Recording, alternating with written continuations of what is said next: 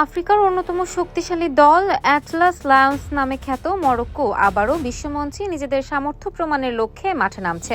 সাম্প্রতিক বছরগুলোতে শৃঙ্খলাবদ্ধ রক্ষণ, সংগঠিত দলগত খেলা এবং দ্রুত পাল্টা আক্রমণের মাধ্যমে বিশ্ব ফুটবলে বিশেষ নজর কাড়ে উত্তর আফ্রিকার দলটি। তরুণ ও অভিজ্ঞ খেলোয়াড়দের সমন্বয়ে গড়া এই দলটি কৌশলগত দিক থেকে বেশ পরিণত, যা তাদের বড় দলগুলোর জন্য কঠিন প্রতিপক্ষ করে তুলেছে। মরক্কো সাধারণত 4-1-4-1 বা 4-3-3 ফরমেশনে খেলতে স্বাচ্ছন্দ্য বোধ করে।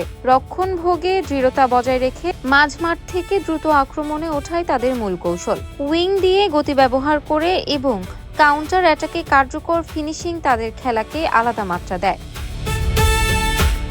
মরক্কো একাধিকবার বিশ্বকাপে অংশ নিয়ে আফ্রিকার প্রতিনিধিত্ব করেছে। 1970 সালে প্রথমবার বিশ্বকাপে খেললেও তাদের বড় সাফল্য আসে 1986 সালে, যখন তারা প্রথম আফ্রিকান দল হিসেবে গ্রুপ চ্যাম্পিয়ন হয়ে নকআউট পর্বে ওঠার ইতিহাস গড়ে। দীর্ঘ সময় মাঝারি মানের পারফরমেন্সের পর সাম্প্রতিক বছরগুলোতে তারা নতুনভাবে শক্তি সঞ্চয় করে।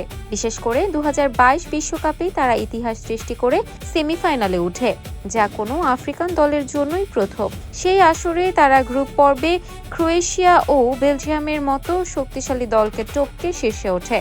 পরে নকআউট পর্বে স্পেনকে টাই ব্রেকারে এবং পর্তুগালকে হারিয়ে শেষ 4-এ জায়গা করে নেয়। শেষ পর্যন্ত ফ্রান্সের কাছে সেমিফাইনালে হেরে যায়।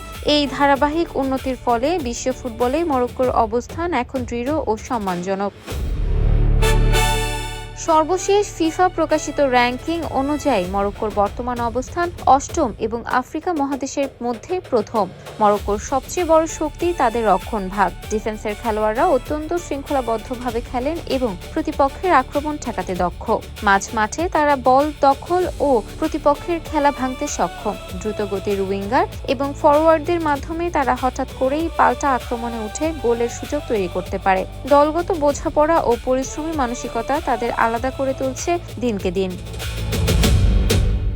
2026 ফিফা বিশ্বকাপেও নিজেদের শক্তিমত্তার প্রমাণ দিতে চায় আশরাফ হাকিমি, ইয়াসিন বোনোরা। স্বপ্নটা এবার আরও বড়। কাতার বিশ্বকাপে সেমিফাইনাল খেলা দলটি এবার চায় বিশ্বকাপ ঘরে তুলতে। ইফাত আরা আইরিন, ক্যাম্পাস টাইমস।